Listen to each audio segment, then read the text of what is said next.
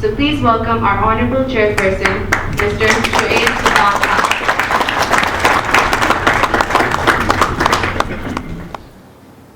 I invite Dr. Rashid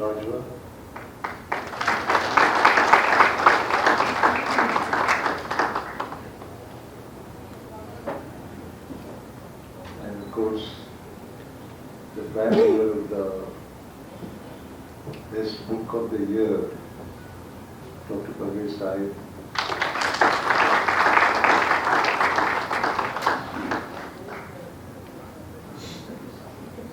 And we are honored that Dr. Hameed Khan's daughter is here, Dr. AHK Khan.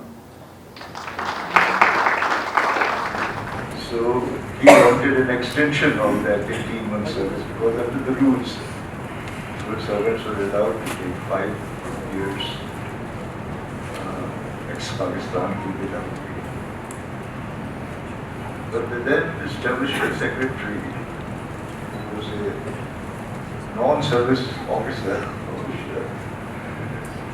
he said it's not possible. You just avail of 18 months leave and you will come. But anyway, there were the superiors who thought that for a Pakistani to get a job in the World Bank is an honor. And he was granted that. And I must say, that in my view, Ishrat took the right decision. He would not have been able to accomplish all what he did at the World Bank and did in Pakistan, growing up. I have also to confess a very great favor that Ishrat did to me. I don't know if something was there, but I do. You know, in 1972 I was Commissioner Karachi. When the new government came, and the government invited me and said that all these ministers and MPAs are complaining. They have no powers, they have no patronage. Everything is vested in the commissioner. So I said to him, they're not wrong. Daipak Samru used to be my Director General of KDE when I was the chairman. I was the controlling authority of the Karachi Municipal Corporation with 40,000 employees and all kinds of things. Chairman of the race club, name anything, and commissioner was there. So he said that they have decided to abolish the post. I said, well, that also is your prerogative. But he said, I'd like to that you stay on in Sindh. This was my first posting in Sindh. I said, well, really want to help me, then I'd like to go to the Pakistan Academy for Rural Development, inshallah. And anyway, I did manage to get there. The commissioner's post was later on revived after 3 years in a very diluted form. My reason for going to the academy was because I came to know that Akhter Hameed Khan had come to West Pakistan. And I had seen what he had worked there in Kumila. And I was working as a state commissioner there. So I thought that I'd be able to get his help. Anyway, he was very dejected at that time. He was going to Michigan State University as a visiting professor. But he came to see what I had started at the academy, like Kumila, the housing project. And he said, keep on sending me annual reports, your monthly reports. So I kept on sending him the monthly reports, and he would send me his instructions every month. After a year, I was holding a seminar, national seminar, and I sent him an invitation, because it was all fully paid by Ford Foundation, that why don't you come for a week and attend this, and you will have the pleasure of having you here. And he replied in his typical way that this is waste of your money, waste of my time. But if you really want me, then I'm prepared to come as your advisor at a salary of 1,500 rupees. I was overjoyed. I invited him. And in 3 years, Dawzi became very famous in terms of the donor support. But as you know, in Pakistan,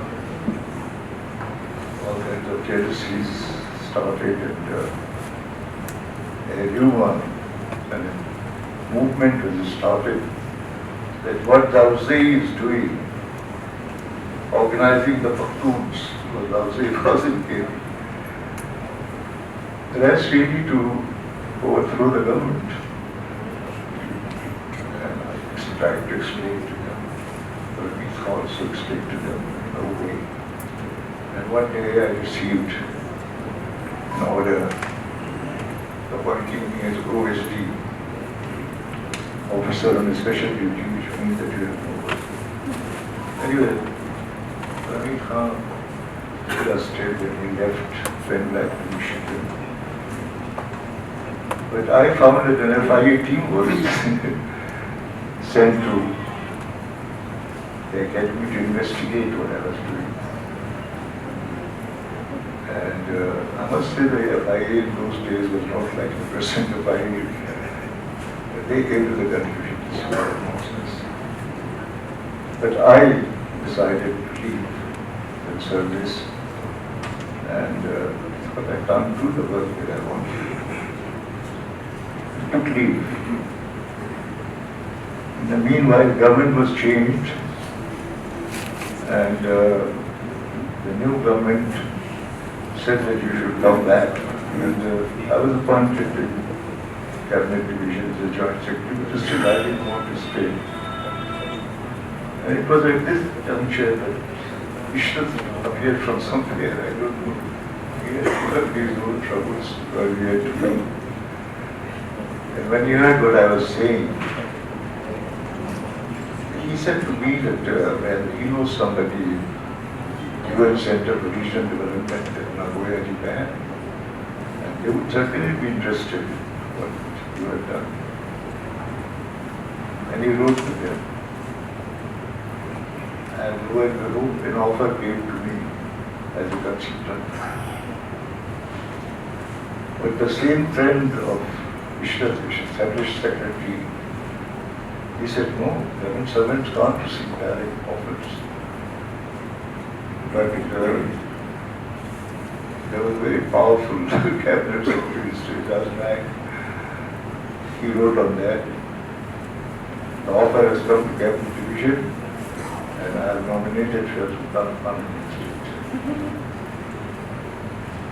And whatever I have done since then, whether it is the UN, UNICEF, or NRSP, or later on South Asia Power Division Brigade, and of course since 2003 when I retired, working in economic capacity with all the RSPs, I owe that breakthrough which I should do. Thank you very much, Ishrat. Thank you.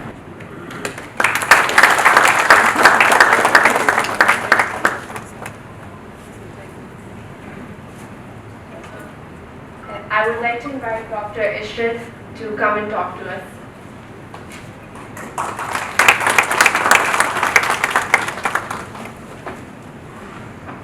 Bismillahirrahmanirrahim. Respected Sadad Ali Sahab, respected Shah Sultan Sahab, Dr. Rashid Bajwa. Before I start my presentation, I would like to say that whatever Shoaib Sahab has said is highly exaggerated. All I did was to recognize that there is an asset in Pakistan which is not being allowed to do what this country needs. And I was very much interested in development for developing countries as a whole. So I thought that he would make a big impact for his commitment, his work in international circle, and things may then simmer down in Pakistan and he would come back with that experience. So I act only as an intermediary, but he established himself on his own, that he was sought after by the UNICEF, by UNDP, by many international organizations. So I just wanted to set the record straight because you had given too much credit to me, which I don't deserve. I'm extremely honored, but also humbled to be asked to deliver Akhter Hameed Khan Memorial Lecture this evening. I'm grateful to my mentor and lifelong teacher, Ishrat Husain, for his kind gesture in bestowing this honor. I would like at this stage to pay my personal tribute to Ishrat Sahib for keeping the memory of Akhter Hameed Khan Sahib alive by organizing this lecture every year. Ishrat Sahib's single-minded devotion to the cause espoused by Akhter Hameed Sahib deserves our gratitude. He has faced so many hurdles and difficulties in the journey of over 5 decades, but he has never given up and persisted with his mission with zeal and dedication. I must confess that there are more distinguished persons better qualified than me to speak about our great giant. But having been provided this opportunity, let me share a few thoughts with you as to how we can continue to celebrate and perpetuate his legacy.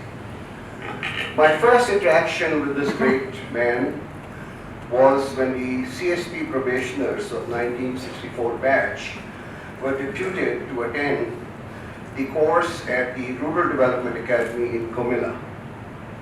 His simple manners, unassuming and down-to-earth personality, his vision and practices impressed all of us. However, some of us, including myself, were bitten by his passion for poverty alleviation, participatory development, organizing the communities, empowering them to design and undertake interventions that would benefit them, and treating women as partners in development. Akhter Hameed Sahib was a firm believer that the NGO workers or academy faculty members can only provide technical support but not prescribe to the communities or direct them in carrying out their tasks. The idea was to mobilize and energize the communities to realize their potential as they understood their problems best and also were successful in finding solutions. What outsiders can do is to extend a helping hand in building their capacity. His approach of participatory development, listening to the people's problems, helping to build their capacity, organize them into groups, and mobilize resources locally has stuck with me throughout my professional life.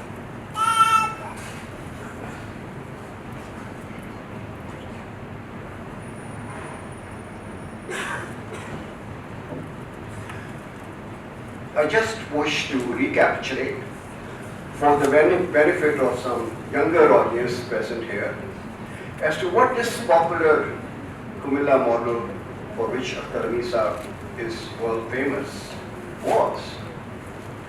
Briefly, the model was based on self-help and self-reliance principles of bottom-up development of rural population that can increase farm productivity, eliminate food deficit, reduce unemployment, and thus alleviate poverty. The main components of the model were a Thana Training and Development Center, where training was imparted to village leaders and organizers, a road drainage and embankment program, the small-scale irrigation program, and two-tiered cooperative system with primary cooperatives operating at the village level and federations operating at the Thana level.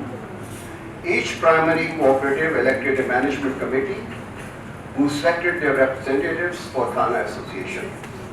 Managerial and technical skills trainings were imparted at TDC, and savings were mobilized from the members of the cooperatives on a regular basis, and then credit was distributed among them for inputs and small increments.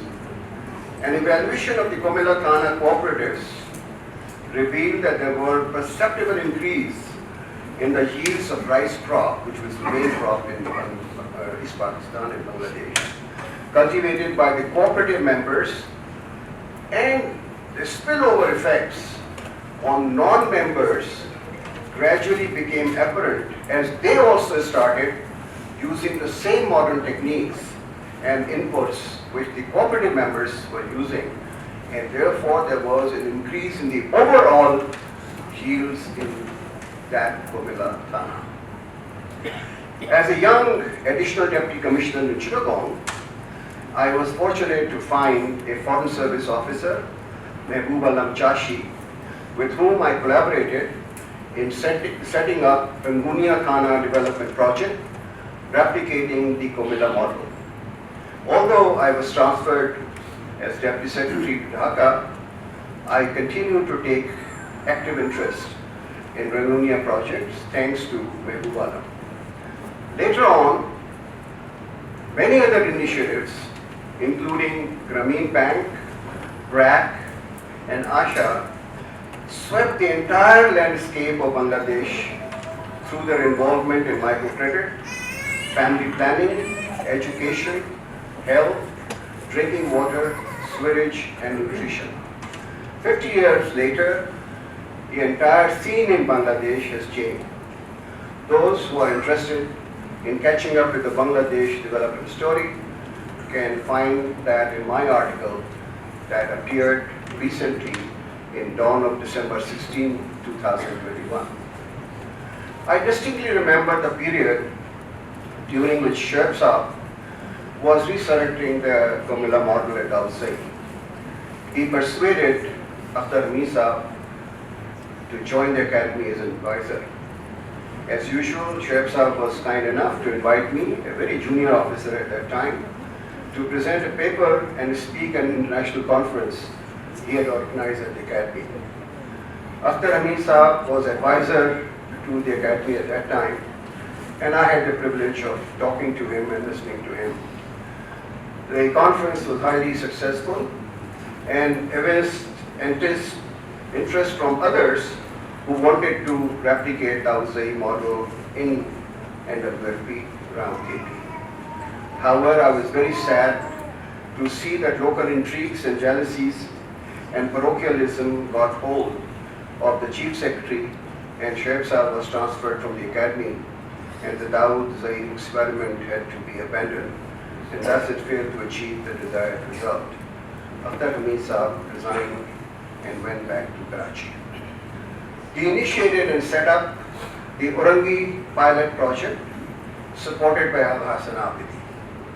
Abdi Saab had grandiose ideas of massive intervention, but Khan Sahib was more realistic and wanted an action research experiment before scaling it up.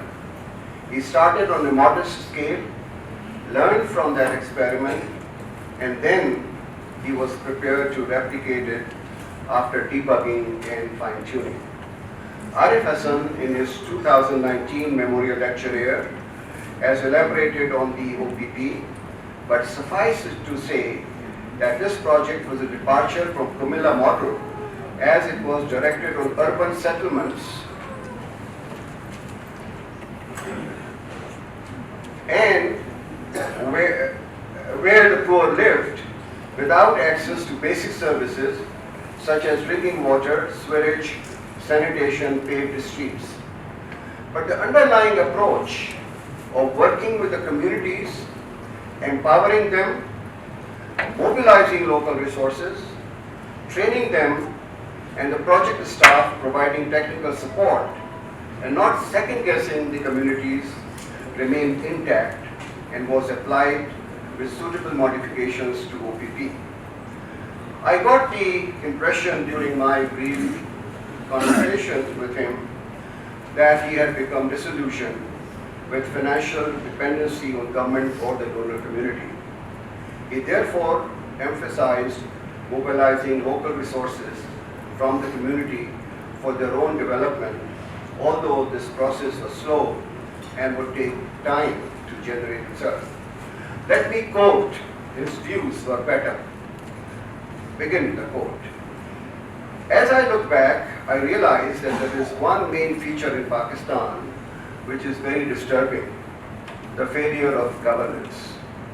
Things which were done competently in the colonial past are neglected. Let me give you an example. In the Punjab, the world's largest irrigation network was built by Indian experts. The chief engineer might have been an Englishman, but he had worked in India for 20 to 30 years. He was not a London-based consultant, but an Indian officer, and all his assistants were Indians. Now take, for instance, the sewage system in Karachi. Its last expansion took place in Ayub Khan's time. Since then, it has been grossly neglected and is all silted up and choked. We are sitting on a time bomb. Now what has been done to rectify Karachi sewage? The government of Pakistan and the Karachi Water and Sewerage Board have rushed to the World Bank and the Asian Development Bank and asked for loans. The first condition of loans is that the bank would bring foreign consultants.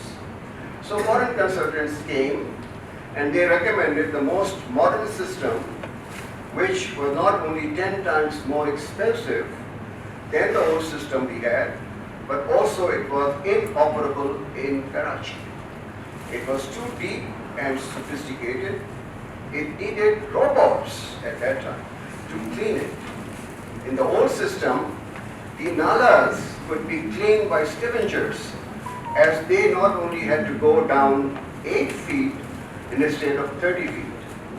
We have been researching this problem in Karachi for the last 8 to 9 years, and we are lucky that we have won our fight with the Asian Bank and the World Bank, who are willing to accept our alternative model, that's a local design, which is much cheaper, functional, and already connected to thousands of sewers. But our problem is the Sewerage Board's foreign aid section, which is as willing to give up the foreign loan as a heroin addict is willing to give up heroin. They are not willing to forego the thrills and the highs that they get from dollar loans, unquote. So this is what he was trying to do in Murangi and from Murangi to Karachi. His opinion, and I agree with him, that mobilizing domestic resources and investing them carefully and judicially is sustainable in the long run, as it does not depend on the whims and caprices of the government of the day or the changing fads of the donors. In retrospect, I find how foresighted and right he was, as I have witnessed a number of projects started by the governments belonging to one political party abandoned, neglected, or under-resourced by the incoming government. The country suffers a double whammy. All the costs of the previous projects have gone to waste with zero benefits. And new costs are incurred on the new signature projects without any assurance that they would be completed within the time framework or original cost estimates. The damage is even more grave when we borrow from international or bilateral agencies, pay inordinately, and the cost overruns are run into several multiples of the original estimates. Neelam Jhelam is an illuminating example of this phenomenon. Worse than that is a scenario where the priorities of the donor agencies shift and they withdraw assistance midstream from ongoing projects or slow down their disbursements. Pakistan, unfortunately, is a graveyard of incomplete, abandoned, and aborted projects. If we had listened to Akhter Hameed Sahab and followed his advice, I think at least we would have salvaged ourselves to some extent. I want to clarify here that I am not arguing against external borrowing per se, but only submitting that this decision should be driven by a common sensical principle. That is, when the economic and financial returns on these borrowed resources exceed the cost of servicing and repaying those loans and generate a stream of net positive benefits over the life cycle of the project, then alone it is prudent to borrow. Let me take a minute to explain what I'm trying to say. At macro level, if our domestic saving rates is only 15% of GDP, we are constrained to invest only that amount in our economy. Assume that 5% of investment generates 1% growth in GDP. So 15 divided by 5, we can expect 3% GDP growth. Now, at this speed, our per capita incomes will double from $1,600 to $3,200 in next 70 years, given the average population growth rate of 2% per annum. This is definitely unacceptable, as we have a large workforce of young men and women entering the labor markets every year looking for jobs. What are then the options available to us to increase the rate of investment and go for higher growth? Either we increase our domestic savings rates, and that's what Bangladesh and India have done, starting from the same base as ours.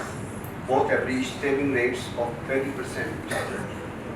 Or borrow externally, which we have been doing incessantly, or attract foreign direct investment for productive and export purposes, or send more workers overseas to earn and remit the money back home, or take measures to reduce our population growth. These are the 5 ways in which we would be able to raise our investment ratios and aspire for a higher growth rate.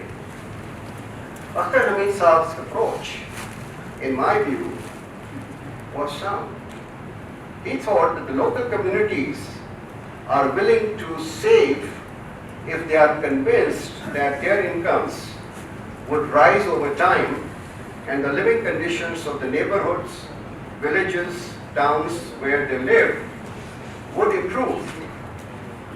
Now, as a development economist, I can cite you empirical evidence from Ghana to Guatemala, which clearly show that people are willing to pay taxes, fees, cesses, user charges to their local governments as compared to the provincial or the federal government. Why? Because they can see for themselves that these resources are being used for their welfare and better living conditions in the areas where they belong. However, as the distance from local use of these resources to provincial or national use increases, the willingness to pay taxes diminishes because they are not sure where their taxes are going to be used or for what purpose. For them, it is a black box.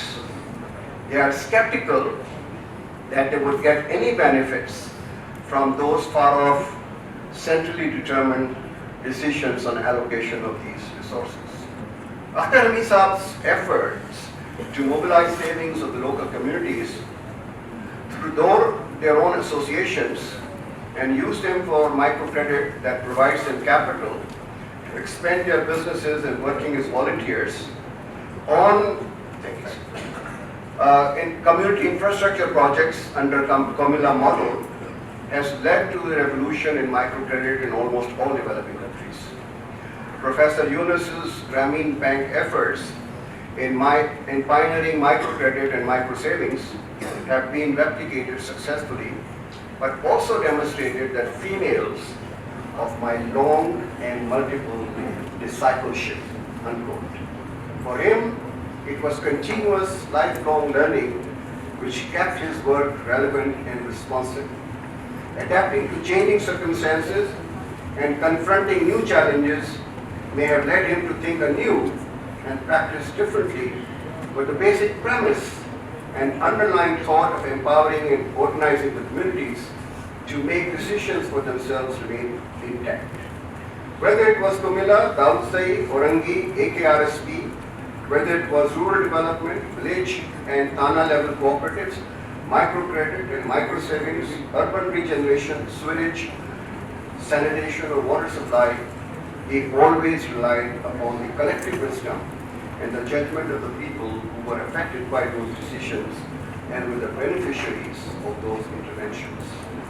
When the unintended consequences of his experiments led to the benefits being captured, not by the target group he had intended to reach out, but others who did not deserve to appropriate those benefits, he was honest and stayed forward in recognizing and conceding so. He said, and I quote, "In Comilla, better drainage, link road and irrigation have substantially enhanced the value of the land and its rent.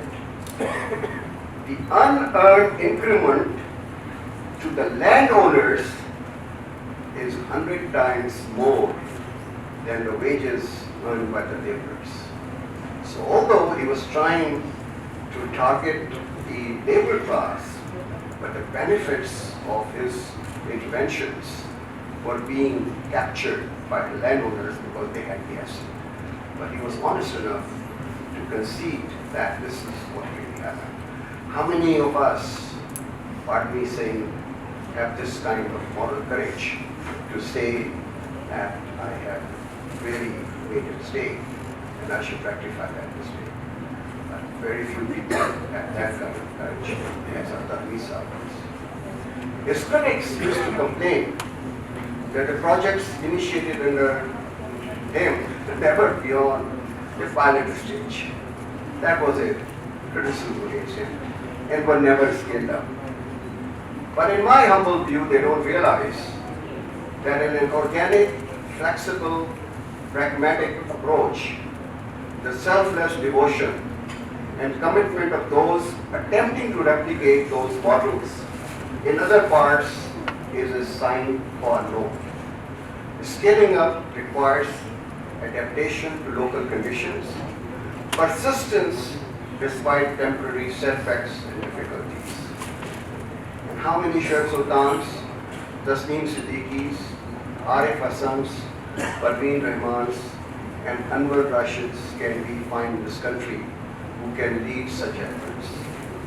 A number of so-called experts and smooth-talking charlatans appear on the scene to exploit the unassailable name of Akhter Hameed Sahab and his model, but end up giving a lot of grief rather than relief to the poor.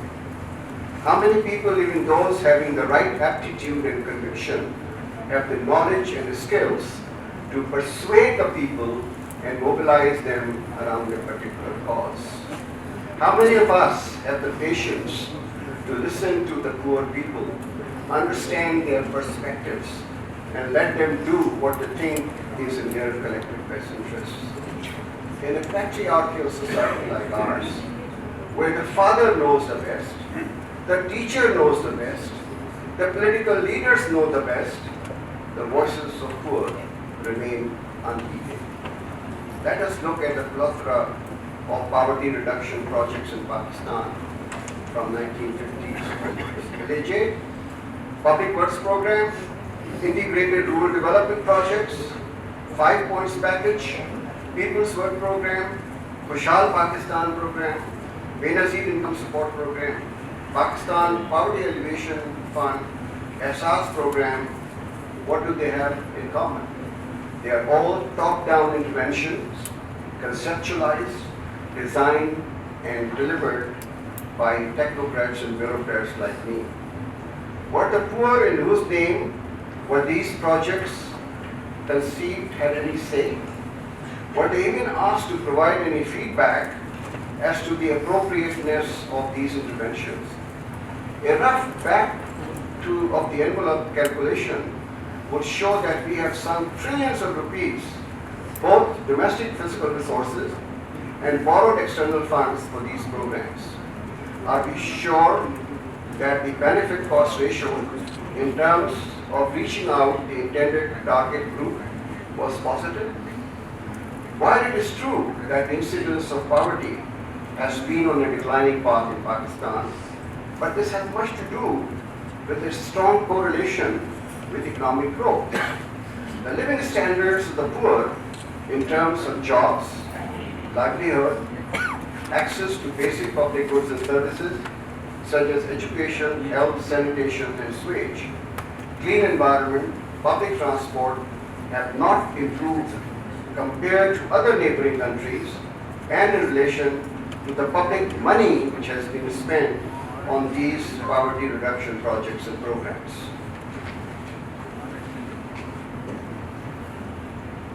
Akhter Hameed sahab never considered NGOs as a substitute for the state, but as a supplement to aid the state in fulfilling its obligations, as he always pleaded to the workers of NGOs to act their roles as providers of technical support to the communities rather than directing them or advising them what to be doing. And this is something some of the NGOs with due apology have a very different approach. They know what needs to be done, and they will come in with the donor money and say, this is what you should be doing. That is not what the Misa's vision about the role of the NGOs was. In my view, there are very few people who epitomize a combination of idealism and practical action. He was a person who embodied passion and commitments to the cause he espoused, but wise and discerning enough to use reason and evidence in the design and delivery. Some of the issues on which he worked and made us aware are still alive today, but their intensity and coverage has changed with the passage of time. I would like to conclude by dwelling on two issues that I consider are of critical importance to the economic and social progress of Pakistan. First is female empowerment and participation. There is now a strong evidence, both from cross-country as well as in-country studies, that investment in female education has the highest rate of return. This does not capture the collateral benefits of better nutrition, clean environment, educating the children, immunization and vaccination, family spacing that an educated mother is able to provide to the society and the family. Pakistan today ranks in the bottom rung of gender parity indices. A horrific 152 out of 156. Our female participation rate is only 25%. That too is dominated by unpaid family workers in agriculture sector. Since the abolition of quota for girls, our medical colleges have a disproportionately high intake of females on merit. Arif Hassan in his 2019 memorial address disclosed that 87% medical students were women, 68% of the students attending Karachi University, 92% of architecture and planning, and 38% of engineering students were women. Our higher educational institutions produce female graduates and postgraduates of some high quality. And I personally can testify that out of the 12 in the Dean's list at IBA, at least 10 or 11 used to be females. But social taboos and old ways of thinking have deprived the society and economy from utilizing the talent of these highly qualified engagements. Employees would also tell you that the relative performance of the female employees in their organization is superior and they are more productive. It is therefore a pity that in such highly conducive conditions, our gender disparities are so stark and our per capita income is not inching upward. Imagine for a minute if our female labor participation rate, excluding the unpaid family workers, rises to 35%, how much would that add to our national income and per capita income? Microcredit has made some headway in Pakistan, and females are beginning to take advantage of it, but we have a long way to go to achieve the desired results. As an humble but proud person who brought microcredit within the supervisory ambit of the central bank as a first mover, I'm still telling my colleagues, and Rashid Bajwa is a witness to it, that they have to broaden their coverage towards females in backward districts of Pakistan. We have to get out of the KLI syndrome, which is Karachi, Lahore, and Islamabad. They have to go out and work in Balochistan, which has the highest number of poor and the most illiterates. Freelancing opportunities for women have multiplied, and the use of digital connectivity, increased networks, literacy and payment systems, along with expanding e-commerce platforms, have reduced the constraint on the mobility of female workers.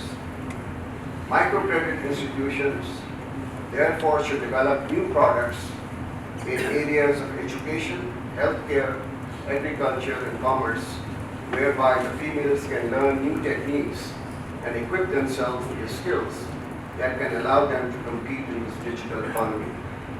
Bangladesh, that was part of our country, has demonstrated that social indicators do improve when females participate in the labor force. A number of research studies have also shown that financial independence of females reduces domestic violence and promotes greater harmony within the family.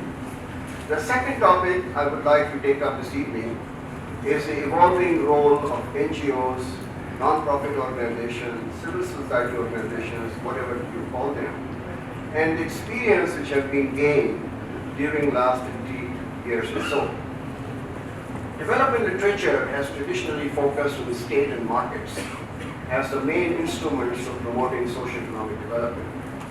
More recent experiences have shown, at least in the context of South Asia, that NGOs can be the third pillar in the development process. Let me be selective and take a few names, although the list is quite comprehensive. Komila Thana Project, OBP, NRSP, AHUA, TCF, Grameen Bank, RAC, ASHA, Care India, Seva, Pratham are some of the examples of successful organizations in this region. Pardon me if I have not included many equally powerful organizations in this list. My universe is limited only to those engaged in delivering of services and participating in development. There are equally well-respected and reputed rights-based organizations and others active in advocacy issues. I have not included them because my attention is on the delivery of services. Why should we always consider that this is the obligation of the government only? Why can't we say that this is a whole nation approach, all hands on the deck. Why I say that? We are not saying that you take away the constitutional responsibilities and obligations from the state. But if the state is not able to fulfill its obligations, and I'll give you a very concrete example of that. The first time the universal primary education target was mentioned was in 1960 Education Policy Report. Since then, every successive education policy, and believe me, there have been so many with the change of each government, have kept on fixing a new date. The result today is that today we have more than 20 million children of the ages 5 to 16 out of school, and our net enrollment ratios at primary, middle, higher secondary, and tertiary levels lag behind our neighboring countries who started with the same base. So universal primary education is a constitutional obligation, and we are depriving these and other future entrants of school going ages from getting their basic right because our governments are unable to get their act together. Now, what we need to do is to expand the number of schools, teachers, and facilities so that these kids can see a better life in the future rather than being condemned forever. Low-cost private schools, NGOs, local communities are all working to supplement the government efforts in bringing these children to schools. Private schools are serving the lower middle and upper middle income classes who can afford to pay the expenses from their own pockets. It is paradoxical that the unit cost of educating a child at public school is higher than that of the private school because the government teachers are paid twice as much as those in the private schools, while the quality is relatively poor. The niche NGOs provide is that they cater to the children of poor and deprived segments of the population without incurring any financial burden upon parents, which they cannot afford. Well-functioning NGOs have now a track record of effectiveness in reaching out to those communities and at the same time approaching well-to-do philanthropic individuals, businesses, and corporates to provide financing for these schools. Their costs of delivering identical services are lower compared to the public sector and profit-seeking private sector without compromising on quality. Therefore, on efficiency, larger outreach, and better targeting grounds, it is my view that the NGOs can play a more useful role in fulfilling and filling some of the existing gaps in our educational system. I do welcome the Adopt a School scheme, which has been designed by the provincial educational foundations and in some cases educational departments, whereby the NGOs in the private sector are handed over the school buildings and infrastructure to manage and operate the schools. Although there are some issues pertaining to deployment of teachers, but anecdotal evidence shows that the students do learn better at these schools, teachers turn up regularly, and the costs are contained. There are many constraints faced by the government educational managers which are beyond their control. There is too much centralization and concentration of powers at the provincial headquarters. Supervision and monitoring are weak. The school management committees are defunct and devoid of any real authority and financial resources. Under this scenario, ladies and gentlemen, I would very earnestly urge the NGOs and local community organizations to become more proactive and work towards bringing the number of out-of-school children at all levels within schools. One of the areas they should explore is a non-formal education the dropouts, including the management and operation of technical and vocational training institutes, in which all three, the government, the private sector, and NGOs become partners. All of them don't have to be fancy and sophisticated schools, but modest and responsive to the local needs. For example, in the rural areas, tractor mechanics, agricultural implements, and equipment repairs and maintenance technicians are in demand. Government provides buildings and equipment. Private sector develops curriculum, content, pedagogical tools, and the NGOs mobilize the communities to emphasize that they should send their children who have been out of their school to attend and learn the marketable skills that are in heavy demand within the country as well as outside. I would urge NRSP and her sister organization, which have presence at the grassroots levels with several million members, to take the lead along with the other international, national, regional, and local NGOs in this area, which requires urgent intervention. I would be remiss if I do not mention that another area where the NGOs have to play an active role is raising the awareness among the communities about climate change and its consequences for food, water, energy nexus. But this is a topic which would require a separate but intensive discussion. But I thought that looking at the future prospects, we should not ignore the challenges of climate change, which would also require the whole of the nation approach, in which NGOs would also have to play an important role. Ladies and gentlemen, we would pay a befitting tribute to the memory of Akhter Hameed if we are able to focus our attention on minimizing gender disparities and maximizing opportunities for our females in education and productive employment, and reducing the number and proportion of out-of-school children at all levels through proactive partnership between the government, private sector, and NGOs. Thank you very much.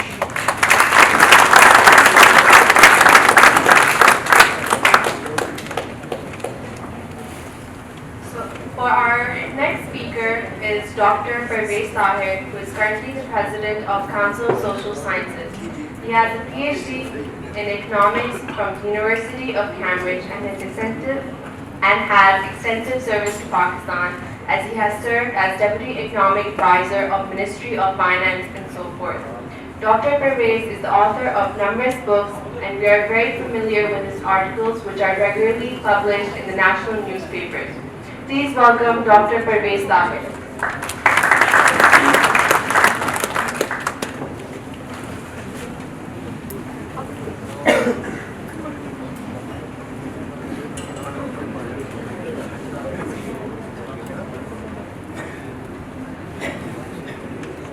Mr.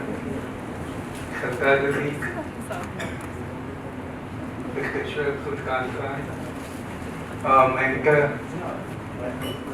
and the legend that lives on, Dr. Ishrat Husain,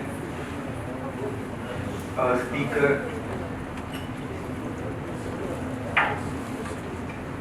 Dr. Rashid Bajwa, who made it all happen, and of course, Dr. Aisha Khan, who is organizing this ceremony. I stand here, ladies and gentlemen, as President of the Council the last quarter of 1999, when a group of intellectuals and social scientists got together and focused on a mission which I think I will lead, and eventually formed and registered the Council of Social Sciences as a service-oriented, non-profit, non-partisan, and autonomous organization of social scientists of Pakistan, including non-Pakistanis interested in studying Pakistan. It is committed to the advancement of a pluralistic approach to social sciences while remaining committed to objectivity, rationality, and creativity is essential element of science. The choice of Dr. Akhter Hameed Khan as a annual lecture, annual commemorative lecture was very important. Dr. Akhter Hameed Khan was a great social scientist in his own right. Dr. Ishrat talked about organic and pragmatic. If you add sociological to it, this is exactly Akhter Hameed Khan defined his approach to social science. The council is grateful to NRSP for its revival, and we are now trying to live up to our mission. You know, the council produced 6 very good studies on social sciences in its first 6 years, and its founder, the guy Abdullah, it was his labor of love. You know, the council really worked effectively while he was alive, and then we have had the usual problems that we have in our organizations that don't seek money from abroad or even from the government. So it had its problems. 5 books on social sciences, 1 on Association of Social Sciences, edited by Naikudlar, by the present director of IPA, by Rubina Segal, and many other big names. We are now trying to revive ourselves, and our first task was to have an inaugural lecture, which we had in October last year. The second was to come alive with this award. And now we are planning to hold a conference on state of the social sciences in Pakistan, and we want to then make it a regular feature and produce an annual report. There is another activity, recalling our pioneers. We had published some papers in the past, but now we have some 15 or 16 papers ready to recall our pioneers, and I would request Dr. Ishrat to do one on that, because I think that is a great list there. And the award this time was selected by a committee set up by our executive committee, and the award went to a book by Fayyaz Baqir, Social Transformation in Pakistan, the Art and Science of Linking with the Other. Now this other, I think Dr. Ishrat Husain's lecture was all about the other, the nature of the earth, the bottom, and so on.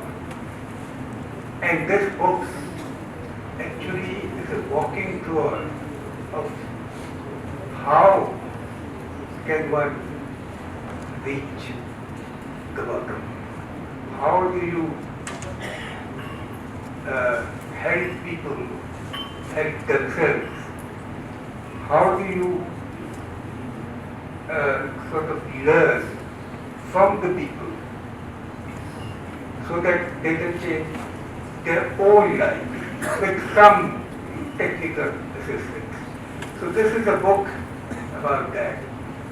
And it almost self-selected because it has the director's relationship with the agenda that we have, and therefore this award was given. And you know, we have in libraries a rare books room, manuscripts room. With this book there, you will not have to go to a manuscript room, you will not have to go to a rare books room, you will have it all here you will see Mr. Ishrat Husain walking through the mass of the poor that we have in this country. And also it contains some papers of Dr. Akhter Hameed Khan, which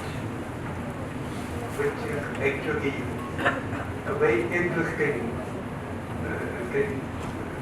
It has an interesting perspective. Here you see a mentor and then a mentor of mentors together, and you see how ideas have the power to change into action. Thank you.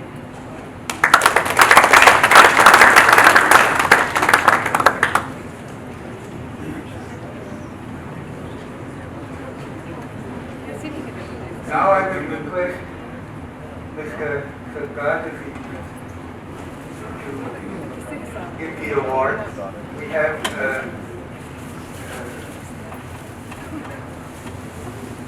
and there is the award carries 100,000 rupees also, donated by NRSP.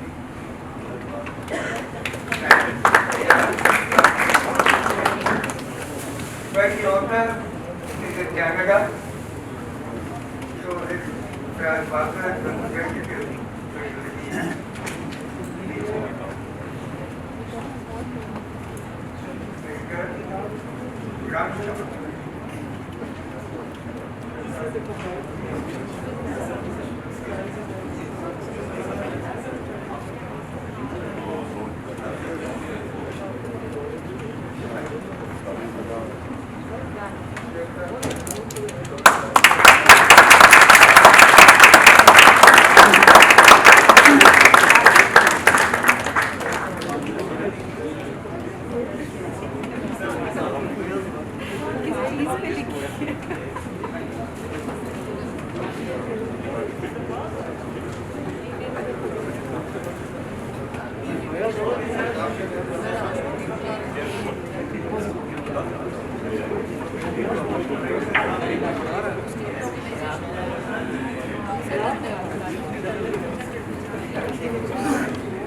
Our next speaker is Dr. Aisha Khan, who is the CEO of Akhter Hameed Khan Foundation. Please give her a warm welcome.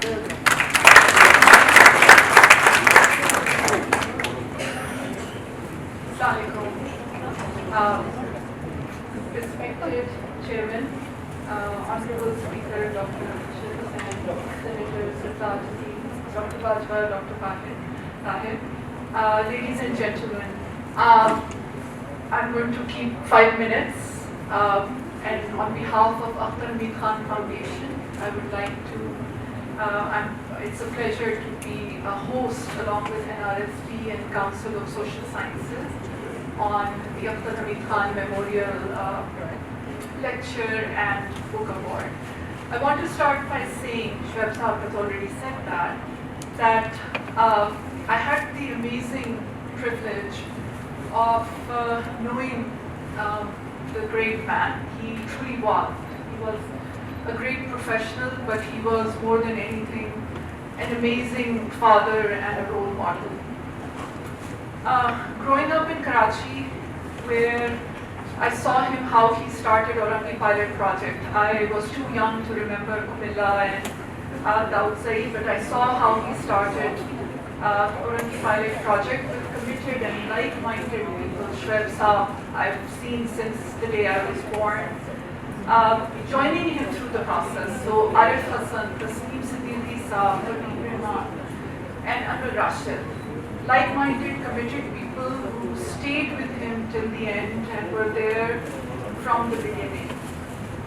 Truly, he was a man of what we say simple living and high thinking. He never believed in monuments or wealth, and to him, the love of the people and service to humanity was what drove him. So today, what he would have been really proud of is to see how the RSPNs and their helping of millions of households how Khuda Ki Basti, founded by Tasneem Siddiqui Saab, how Changa Pani in Faisalabad is improving the lives of people and making things better. That is what he would have been so immensely proud, and his eyes would have shown up and he would have had that little impish smile. That's what he would have been proud of. Just want to point out he was 66 years old when he started Aurangzeb Pilot Project, an urban model, a bit of a deviation from his Kumilla Academy and Daud Said. So, but he was 66, and over the next 18, 19 years, while he remained alive, he passed away in 99, he transformed it into a development model for the world. I'm also happy to share that the Akhter Hameed Foundation, which is kind of an organic and natural progression from the resource center that NRSP and Shoaib Saab started in 2010, is now a registered Section 42 non-profit company. And it's located in I-94 Islamabad, and we have a research and training center in Rawalpindi, Rawalpindi. Under the umbrella of the foundation, what are the things we want to do? So we want to collaborate with universities and learning centers.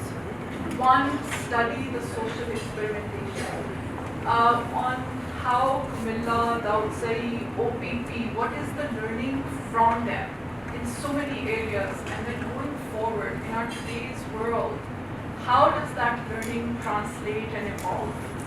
Particularly in the light of technology, social media, communities are becoming wiser and changing. How does it all come together? How do we evolve?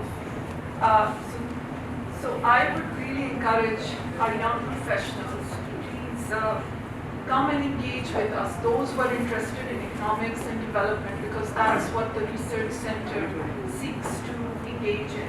To come and visit our research and training center, to study the models and to write books and papers, and even as Dr. Ishrat mentioned, what is the role of the third pillar? I mean, NGOs in Pakistan are taking off, but how can we make our role more effective and produce? Pakistan is one of the least knowledge product producing countries compared to India and Bangladesh.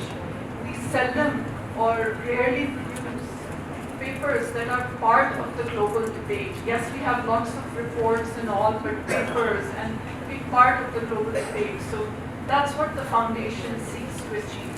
And two, as Shoaib Saab pointed out, he was a lifelong learner. He spent a lifetime doing pilots, and his pilots were amazingly successful. That's what we want to do. This research and training center is a pilot site for women-centered economic and health interventions. We want to learn what works and what doesn't work, because even in knowing what doesn't work, there is a learning. And that's where we want to learn, write, and produce to contribute to the global debate. Once again, thank you very much for your participation, and I'm honored to be here. Thank you very much.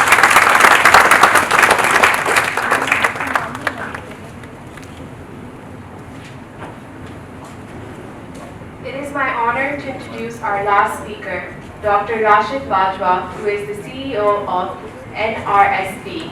Dr. Bajwa is implementing one of the largest rural development and microfinance program in Pakistan.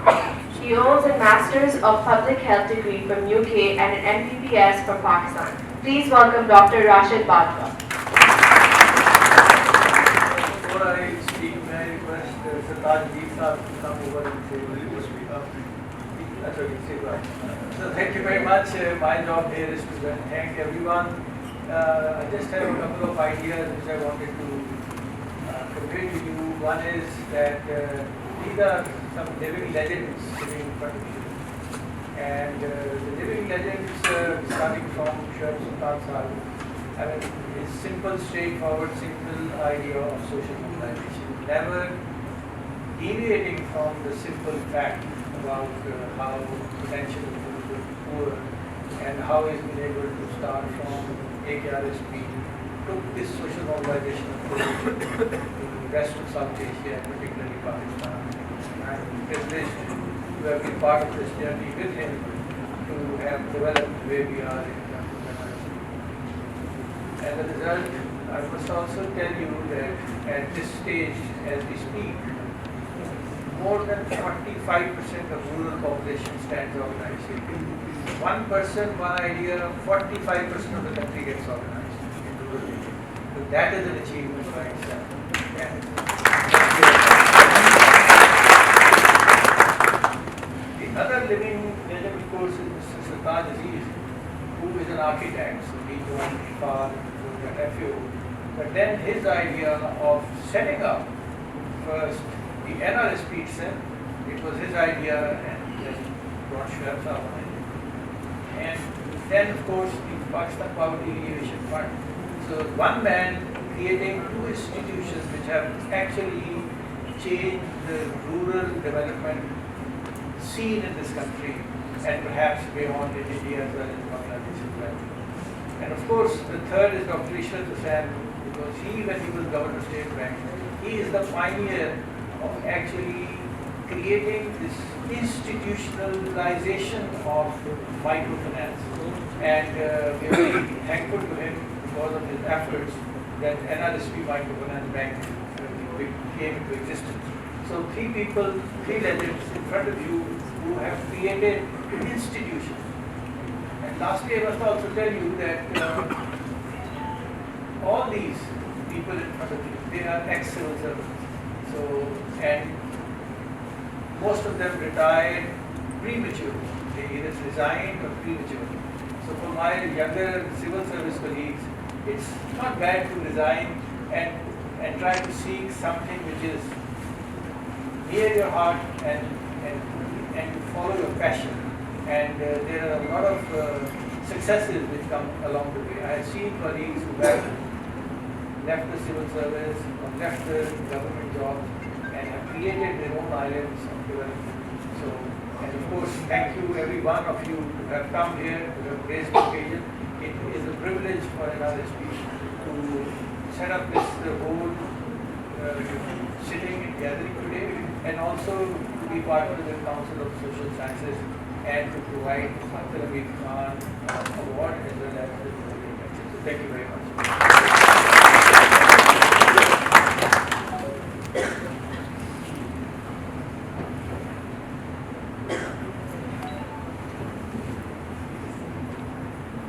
I was delighted when I received confirmation from Mr. Sultan Aziz's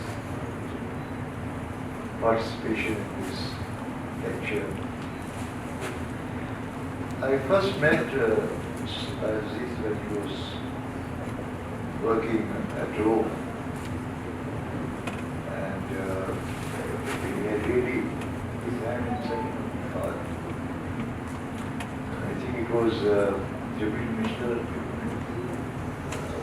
who spoke about AHK.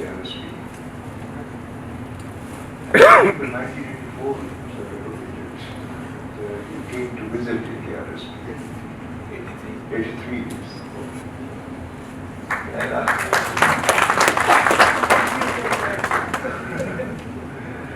And after his visit, of course, Jamil's interest was perfect. But Sultan Aziz, he would sort of enter into dialogues with the villagers and visit every place and all that. And I don't know if you know it, that Sultan Aziz was the first one to write a book on the Chinese experiment that communes and all that. So when I was going away, he said to me, look, when I went to China and saw what they had done, he said, I thought that maybe you have to have a communist ideology to do it. But after seeing what you're doing in NRSP, I think that really it can be done without the ideology, because 90%, he said, was organization, 10% was ideology. And you had discarded that 10% was the private ownership. So, from that day, he has been such an intense supporter of rural support programs that much of what we have achieved we really support. So the government, you know, I was in government for 25 years, but the government's changed and then their interest is very temporary. So I feel it a great honor that he has come to honor us and also accepted my request. Anybody else would have said that, well, you did tell me beforehand, but I just didn't ask. But please come and preside. And of course, I'd like to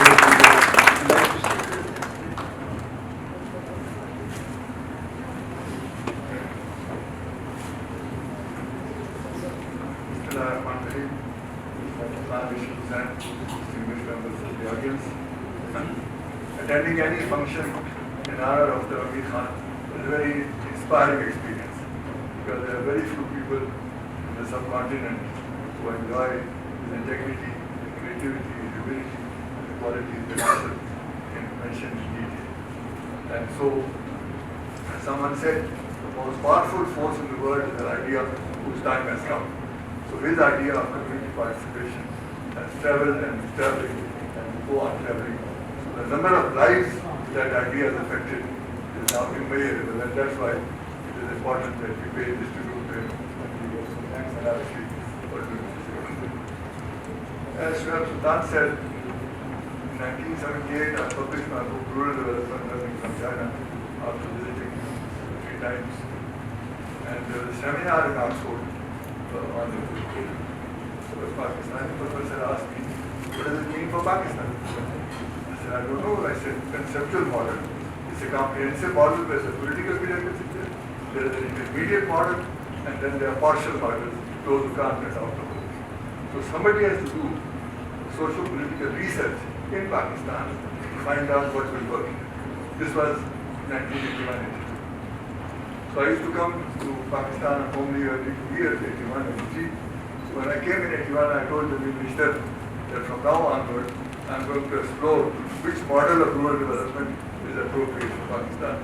We also had in FAO in 1979 a rural development conference worldwide in which all the rural development models were discussed and reviewed, so I had access to them. So I told the minister that I will go with you wherever you are traveling.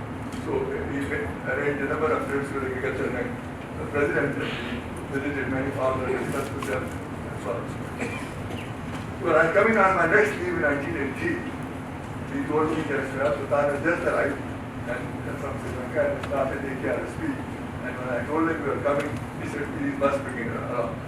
So I and the other minister who is head of Shali now and other Sankovar, the 3 of us went to Gilgit for a week. And it was a very sort of enlightening experience because social mobilization was there. It was a simple model. You a social organizer would find out what the problem is and then tell them how to solve it. And not giving them handouts, but helping them to mobilize volunteers and resources. And so I began to think in a non-communist, non-governmental kind of milieu that this kind of mobilization, obviously we discussed Akhter Hameed Khan's philosophy of self-realization and self-reliance. So I said, this is the model that might work. So I told Sultan Shuaib Khan that I'll, from IFAD, give a loan of $10 million if AHK could be extended into NRSP. But how does the AHK extend itself? In fact, Father Jua and Zamani Sahib was Minister of Rural Development. He said that I tried to explain to them and didn't follow what I was saying. So I told Jamil, I said, this is something for which I have to come back to Pakistan. I can't plant this idea from outside. So in 84, I came back, although I still 4 years contract in PhD level with the UN. And actually, in 83, November, Akhter Hameed, who was the Minister of Rural Development, resigned his job as Group Minister because he lost the local body's chairman elections in Multan. So Jibril told me the Rural Development Ministry is now vacant and elections are also coming in 1985. So this is the time you want to come. I said, okay, please discuss. With General Zawlak, he discussed and Zawlak said, for him I have a standing invitation, ask him to come. So when I came, he said, I think rural development is a provincial subject. You come as Minister of State for Agriculture, cooperation is there, and you do whatever. So that's how I came. And from that time onwards, we started off with the 5-point program, the social action program. But then when I became finance minister in 1991, that's the time when the opportunity came to support. So Sultan Shah had a chance to meet Nawaz Sharif and he invited him to explain the AHK model to the 4 chief ministers. And I chaired the second half of the session and it was agreed that it will be extended. So he said, 3 साल में सब लोग prepared. He said it can't be done like that. It has to be done gradually because the software is more important than money. But from the privatization fund, I allocated 100 crores of rupees to NRSP and made sure that it's an endowment and not a budget allocation which will lapse when the government changes. So from the profit, 10 crores a year. Second thing I did was no government director in the NRSP board, only professionals. The same model can be repeated in the Power Innovation Fund, no government. So I think that is how the process started. And thank God, because after our government was dismissed in 93, an effort was made to snatch that on from Sultan unfortunately, because it was endowment, they could do it, and they carried mashallah, and NRSP, mashallah, expanded from one state to another. The Pakistan Power Generation Fund came because we realized that it needs microcredit from outside also, and supporting the rural organization. So that was in my second tenure as finance minister when the Pakistan Power Generation. So I'm very fortunate that I had this opportunity, and a leader like Shah Sultan was needed a little support to carry on this gigantic task, which is now 45 of the country. So I thank him and all of you for this very happy invitation. Thank you.